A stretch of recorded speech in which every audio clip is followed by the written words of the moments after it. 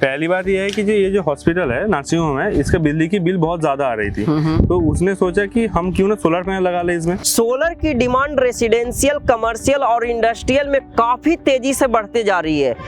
इस ग्रोथ के बावजूद भी आपको दिख रहा होगा हमारे पीछे के एरिया में इसमें रेसिडेंशियल, कमर्शियल और इंडस्ट्रियल तीनों सेक्टर हैं, जिसमें आपको कहीं पर भी सोलर किसी के छत पर नहीं देखने को मिल रहा होगा।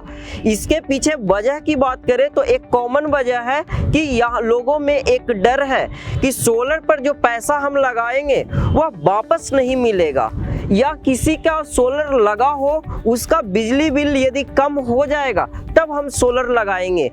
इन सभी डरों के कारण काफी लोग सोलर नहीं लगाते हैं, लेकिन उन्हीं में से एक यहाँ के नर्सिंग होम के ओनर हैं, वह सोलर पावर प्लांट अपने नर्सिंग होम के ऊपर लगाए हुए हैं। यह जो सोलर सिस्टम है लूम सोलर का 30 किलोवाट का रूफटॉप सोलर प्रोजेक्ट है। यह एक अवेयरनेस वीडियो है जो यहाँ के लोगों की जो डर है उसको एक एक पॉइंट में हम क्लियर करने का कोशिश करेंगे। आप वीडियो को लास्ट तक देखें। तो सबसे पहले रूफटॉप सोलर प्रोजेक्ट होता क्या है। रूफटॉप सोलर प्रोजेक्ट जैसा कि आप देख रहे हैं कि रूफटॉप मींस कि घर के छत के ऊपर सोलर पैनल लगा के हम खुद का बिजली बना सकते हैं। उसके लिए आपको सफिशिएंट सनलाइट की ज़रूरत होती है और वहाँ पर लगाने के लिए एरिया की ज़रूरत होती है, तो उसको हम एक रूफटॉप सोलर प्रोजेक्ट बोलते हैं। और यहाँ पर कंपोनेंट की बात करें, रूफटॉप सोलर प्रोजेक्ट में 4-5 मेजर कंपोनेंट होते हैं, जैसे कि सोलर पैनल। यहाँ पर आपको सोलर पैनल दिख रहा होगा। स्ट्रक्चर, जो सोलर पैनल को लगाने के लिए स्ट्रक्चर की ज़रूरत होती है। सोलर पैनल को एक दूसरे से कनेक्ट करके ले जाने के लिए वायर की ज़रूरत होती है, जो डीसी वायर होता है, और उसको वहाँ पर एक ऑन ग्रिड इन्वर्टर की ज़रूरत होती है, लाइटिंग अरेस्टर की ज़रूरत होती है, और यहाँ पर जनरेटर सिंक्रोनाइजेशन लगाया हुआ है, और एक नेट मीटर की ज़रूरत होती है। तो इन सारे कंपोनेंट को जब मिलाते हैं तो एक rooftop solar project on grid solar system बनता है। सोलर पावर प्लांट के फायदे तो सभी को पता है कि सोलर लगा के बिजली का बिल हम कम कर सकते हैं और 24/7 बिजली उपलब्ध करा सकते हैं, लेकिन एक एश्योरिटी होता है कि क्या हमारे पास में या जो सोलर लगाने जाते हैं उनके एरिया में क्या कोई सोलर पावर प्लांट लगा हुआ है। तो यहाँ पर इस एरिया में आपको कहीं सोलर नहीं देखने को मिलेगा, क्योंकि यहाँ पर पहले से कोई पावर प्लांट लगा हुआ ही नहीं है। और यदि हम इस पावर प्लांट की बात करें जो ये 30 किलोवाट का है, तो यहाँ जो बिजली बिल आता है वो आफ्टर 3 मंथ्स, मतलब 3 महीने पर एक बार आता है। तो ये पावर प्लांट लगे अभी इसका बिजली बिल नहीं आया है, लेकिन यदि हम इसकी जनरेशन की बात करें तो जनरेशन के लिए जनरली यहाँ के 1 किलोवाट का सोलर पैनल लगभग 3 से 4 यूनिट बिजली मिनिमम जनरेट करता है। वह किसी भी रेनी सीजन, यहाँ के जून जुलाई अगस्त का रेनी सीजन रहता है, उस टाइम ये कम जनरेट करता है, लेकिन एक आइडियल सोलर पावर प्लांट का जो जनरेशन होता है वह लगभग 4 से 5 यूनिट का होता है। तो यहाँ पर हम 4 यूनिट से हम कैलकुलेट करेंगे। यहाँ पर 30 किलोवाट का सोलर पावर प्लांट है, तो उसको 30 kilowatt into 4 120 unit per day का ये जनरेट करेगा। और इसको जनरली हम 300 डे से मल्टीप्लाई करते हैं, क्योंकि इंडिया में जो सोलर है, सनलाइट है, वह 300 दिन तक हमें मिलती है। तो 300 से मल्टीप्लाई करेंगे मीन्स कि ये पूरे ईयर में यह सोलर पावर प्लांट 36,000 यूनिट बिजली बना के देगा। और यदि हम इसकी लाइफ टाइम जनरेशन की बात करें तो सोलर पैनल की जो लाइफ होती है वो लगभग 25 साल की होती है। तो यहाँ पर हम 25 से मल्टीप्लाई कर देंगे तो 9 लाख है ये बिजली बना के देगा। और अब बात करते हैं कि ये 9 लाख बिजली यूनिट में बना के देगा, हमें पैसे में कितना बचत होगी। तो पैसे की बचत के लिए यहाँ की जो इलेक्ट्रिसिटी रेट है, जैसे कि आप अपने एरिया के जोड़ सकते हैं। इलेक्ट्रिसिटी रेट जो कैलकुलेट होता है वह जीएसटी अमाउंट, सर्विस टैक्स, ये सब मिला के जो एंड यूजर को जो पड़ता है, यहाँ का जो है वो लगभग 12 से 13 रुपये, लेकिन हम मिनिमम अमाउंट 10 रुपये लेके चल रहे। तो यहाँ पर आप लगभग 90 लाख रुपया ये अमाउंट में कन्वर्ट करेगा। यह 30 किलोवाट का सोलर पावर प्लांट पूरे लाइफ में 9 लाख यूनिट बिजली बना के देगा। आप सोच सकते हैं कि 9 लाख का यूनिट बिजली आप खुद अपने छत से जनरेट कर रहे हैं, और ये बिजली बिल में जो कन्वर्ट होगा वह ईयर ऑन ईयर बिजली का रेट या डिमांड बढ़ते रहता है, तो आप उससे कैलकुलेट कर सकते हैं। अब उसके बाद बारी आती है कि सोलर इन्वर्टर। यहाँ पर 50 किलोवाट का 3 फेस इन्वर्टर है, और यहाँ पर इन्वर्टर में सेलेक्ट करते समय इसमें चेक किया जाता है कि कितने नंबर ऑफ एमपीपीटी है। तो यहाँ पर 3 एमपीपीटी का सोलर इन्वर्टर है, और इसके साथ एक डोंगल लगा हुआ है और इंटरनेट का केबल है, और यहाँ से एसी का कनेक्शन किया हुआ है। यहाँ पर सोलर इनपुट जो है, यहाँ पर इसके जो है लगभग 230 वोल्ट से लेके 960 वोल्ट का इनपुट वोल्टेज रेंज है, और यहाँ पर ये सोलर इन्वर्टर के साथ सारा कनेक्शन किया हुआ है। यहाँ पर ये सोलर इन्वर्टर के डिस्प्ले में सारा जनरेशन दिखा रहा है कि आज के दिन में कितना जनरेट किया है। तो today 52.97 kilowatt hour, total 4897 kilowatt hour, और ये इतना पावर ये अभी तक बना चुका है। इस सभी को कनेक्शन करने के लिए डिस्ट्रीब्यूशन बॉक्स का यूज किया जाता है। जैसे कि आप देख रहे हैं कि डीसी-डीवी और एसी-डीवी लगाया हुआ है, और इसको प्रॉपर वायरिंग किया हुआ है, जिससे मतलब ये प्रॉपर जो इसकी नेट मीटरिंग की जो पॉलिसी होती है कि बाद में नेट मीटर होगा तो यहाँ पर एक एक चीज इंस्पेक्शन होगा और उसमें कभी कोई दिक्कत ना आए। ये पूरे सिस्टम के साथ यहाँ पर ये जनरेटर सिंक्रोनाइजेशन भी लगाया हुआ है कि यदि ग्रिड चली जाती है तो यहाँ पर जनरेटर है, जनरेटर से ये सोलर पावर प्लांट को चलाया जा सके, जिससे किसी भी कंडीशन में ये पावर प्लांट बिजली बना के देते रहे कि जनरेटर से जो जितना बिजली बन रहा है वो उतना ये जनरेट करते रहे। अब आपके माइंड में होगा कि इस सोलर पावर प्लांट को कौन इंस्टॉल करेगा। जनरली बड़े पावर प्लांट में सोलर पैनल इंस्टॉलर को ढूंढना डिफिकल्ट होता है, क्योंकि बड़े पावर प्लांट के लिए नियरेस्ट इंस्टॉलर होना बहुत ही जरूरी है, क्योंकि इतने बड़े पावर प्लांट हम लगाए हैं, इसमें से कुछ ना कुछ मेंटेनेंस के चांसेस बनी हुई रहती है। तो इतने सोलर पावर प्लांट पर आपको 2% 3% जनरली ऐसा खर्च आता है एनुअली कि जिसमें आपको इसकी मेंटेनेंस की जरूरत पड़ती है। जैसे कि आपकी गाड़ी हो गई कि गाड़ी की मेंटेनेंस की जरूरत पड़ती है, जिसमें आपकी वायरिंग चेक होता है, क्लीनिंग होता है, लेकिन यहाँ पर क्लीनिंग करने की भी जरूरत नहीं पड़ती है, क्योंकि पूरे दिन में कम से कम 4-5 बार तो बारिश होती ही होती है, जिसके कारण यहाँ पर सोलर पैनल भी साफ रहता है। तो इस टाइप से और इंस्टॉलेशन के लिए यहाँ पर कोई ऐसा वीडियो रहेगा जिसमें हम आपको दिखाएंगे बड़े पावर प्लांट में इंस्टॉलेशन कैसा होता है।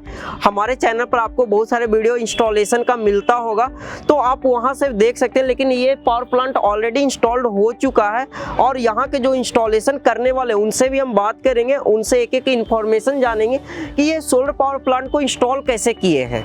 सोलर पैनल की परफॉर्मेंस आपको पता होगा कि बारिश के मौसम में क्या काम करता है या नहीं करता है। तो जैसा कि आप देख रहे हैं कि यहाँ पर अभी धूप भी है, बारिश भी है, तो ये कुछ समय में बारिश हो जाती है, कुछ समय में बारिश चली जाती है, जिसके कारण यहाँ पर थोड़ा बहुत परफॉर्मेंस पर इम्पैक्ट पड़ेगा, क्योंकि सोलर पैनल का डायरेक्ट रिलेशन सनलाइट से होता है। जैसा कि आप देख रहे हैं कि सोलर पैनल अभी पीछे आपको बारिश से इस पर पानी पड़ा हुआ है, और तुरंत के तुरंत अभी जस्ट 5 मिनट के बाद धूप आ जाएगी। फ्रेंड्स, आज यहाँ पर आके हमें बहुत खुशी हो रहा है, क्योंकि आज फर्स्ट टाइम वेस्ट बंगाल में ये 30 किलोवाट का पावर प्लांट में है, और मेरे साथ आकाश हैं। इनसे हम बहुत कुछ सीखेंगे यहाँ के बारे में। मेरे माइंड में बहुत सारे क्वेश्चन है, लेकिन पहले इनसे जानेंगे। तो हेलो आकाश जी, कैसे हैं आप? मैं अच्छा हूं, आप कैसे हो? बढ़िया है। वेस्ट बंगाल में आके एकदम हरा भरा घर दिख रहा है एकदम।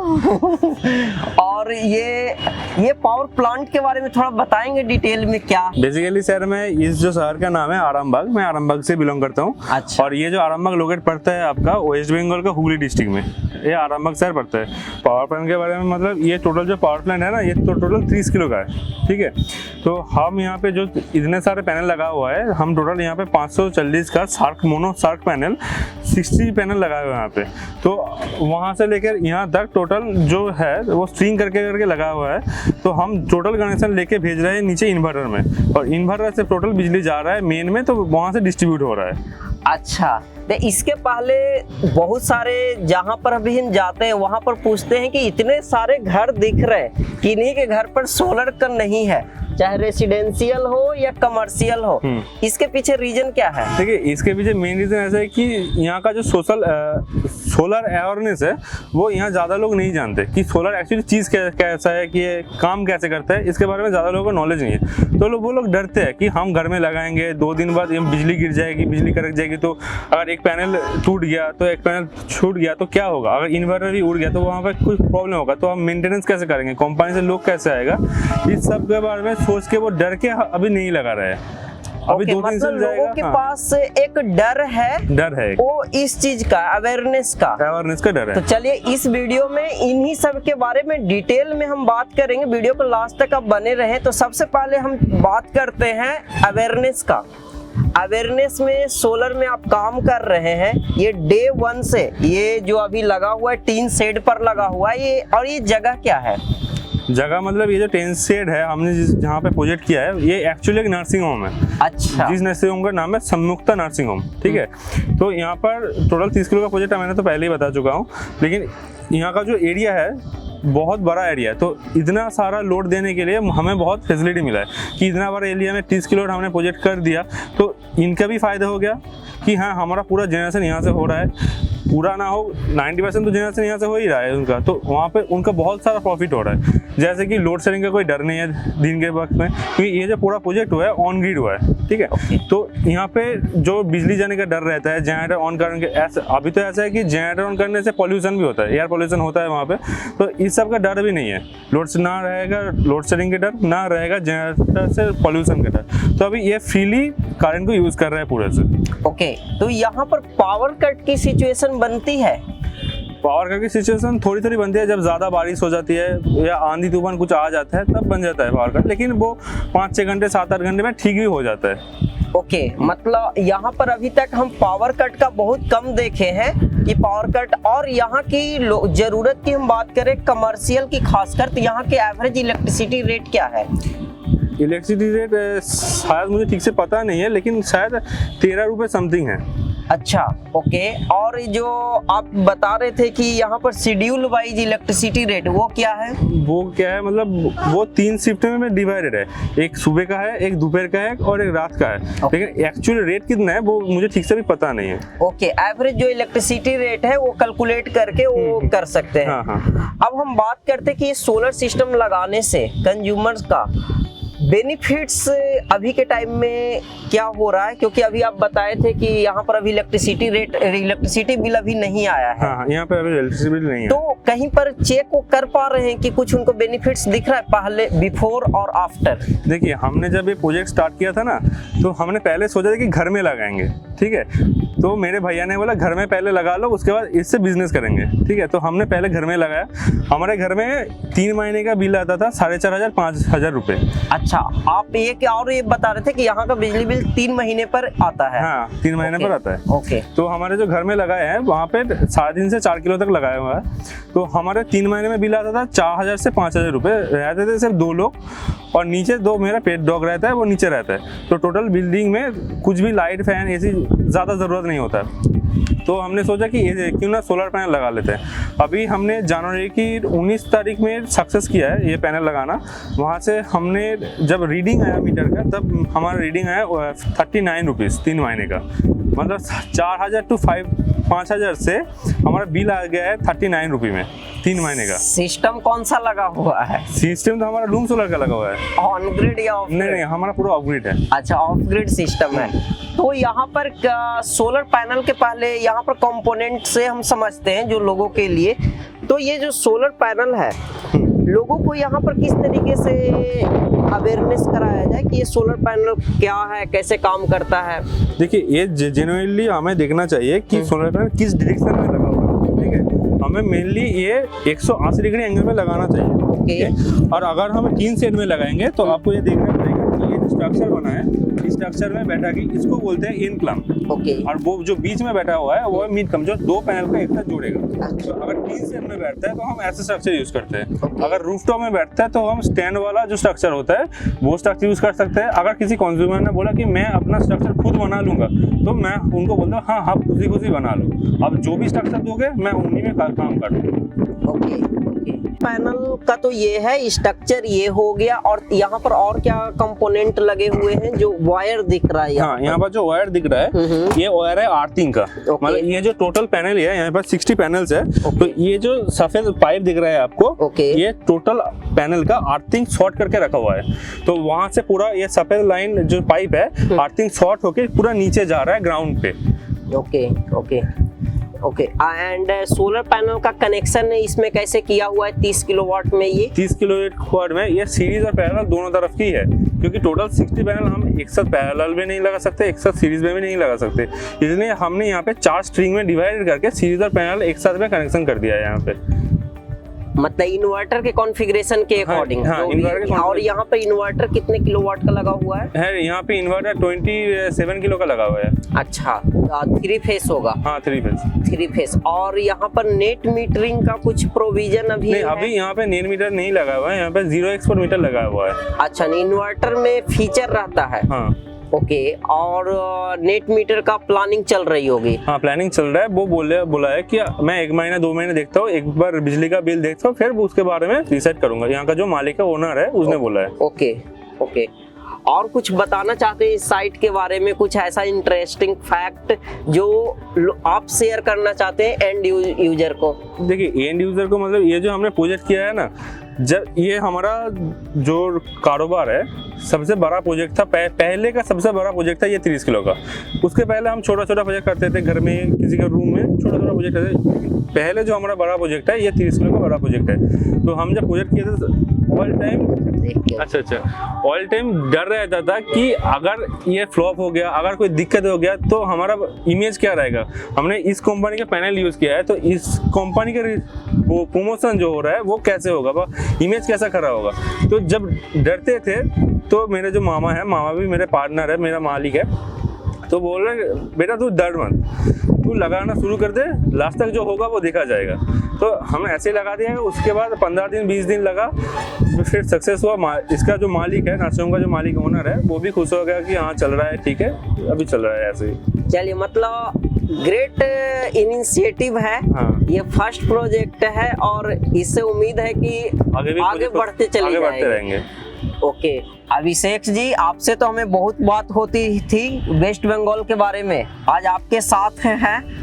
आप हमें बताएं सोलर में क्या यहाँ की दिक्कत है और आपको एवरीडे क्या प्रॉब्लम फेस करना पड़ता है? देखिए निशी जी, फर्स्ट ऑफ ऑल आप कैसे हैं ये बताइए। हम ढूंढते ढूंढते आ गए यहाँ पर दिल्ली से। तो यहाँ पे सोलर में क्या होता है, यहाँ पे हमारा जो दिख रहा है, आप मैक्सिमम घर में देखिए सोलर नहीं लगा हुआ है, हर छत दिखे यहाँ पे सोलर नहीं लगा हुआ है। इसका मेन रीजन है अवेयरनेस।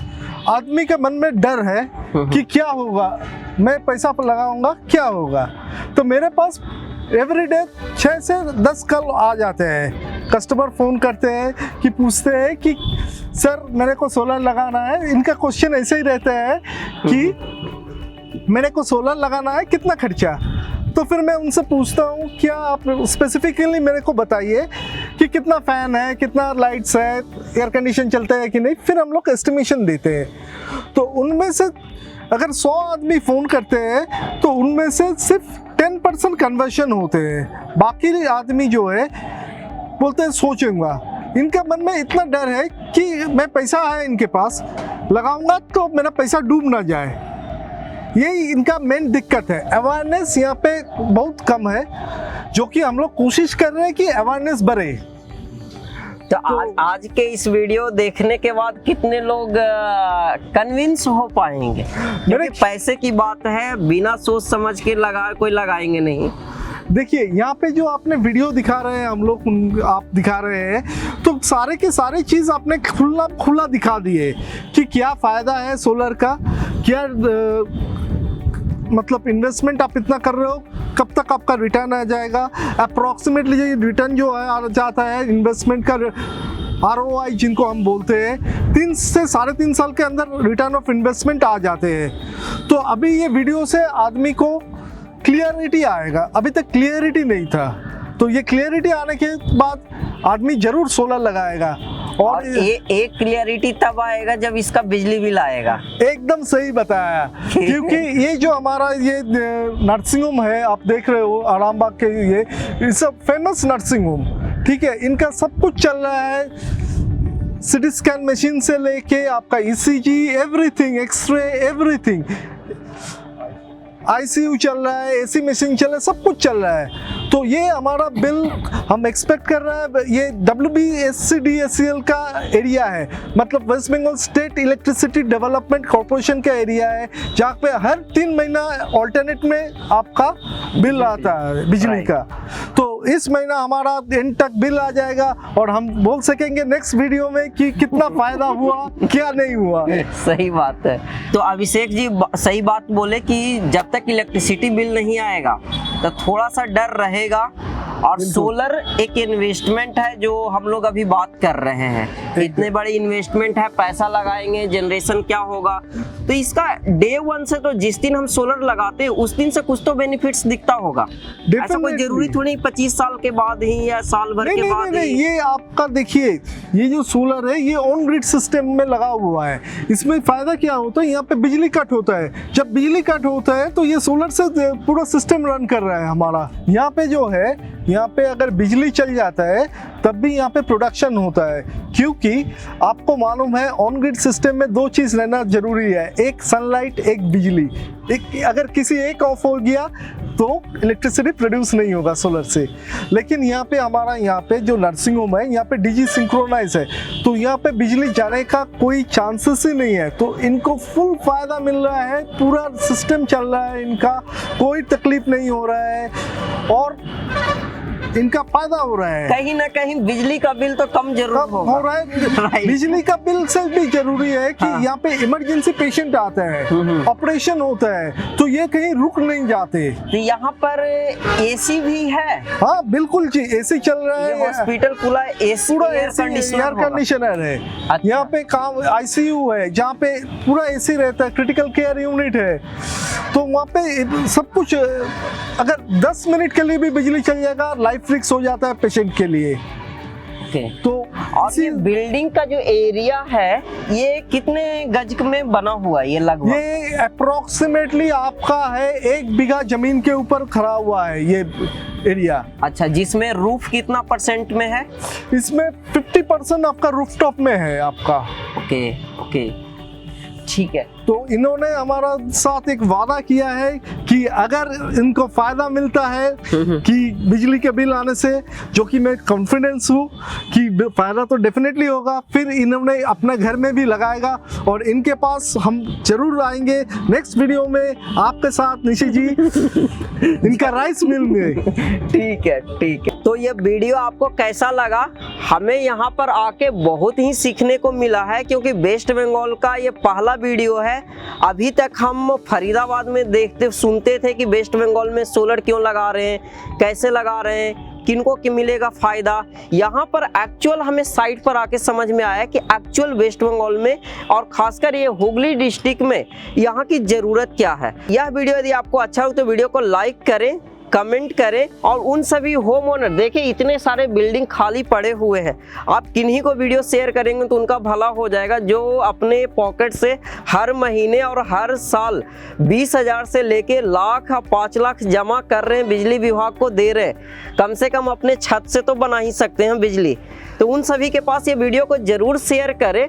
और यदि आप चाहते हैं कि लूम सोलर के ऑथराइज शॉप, क्योंकि हर एरिया में, वेस्ट बंगाल के एरिया में ऑथराइज शॉप है, वहाँ पर एक्सपर्ट बंदे हैं, वहाँ पर जाके उनसे आप मिल सकते हैं। और यहाँ पर आपको और ज़्यादा जानकारी चाहिए तो हमारे वेबसाइट loomsolar.com, और वहाँ से आपके जो हमारे यहाँ के एक्सपर्ट के बंदे हैं, यहाँ के खासकर वेस्ट बंगाल का, वहाँ से आपको उनकी इन्फॉर्मेशन आप निकाल सकते हैं।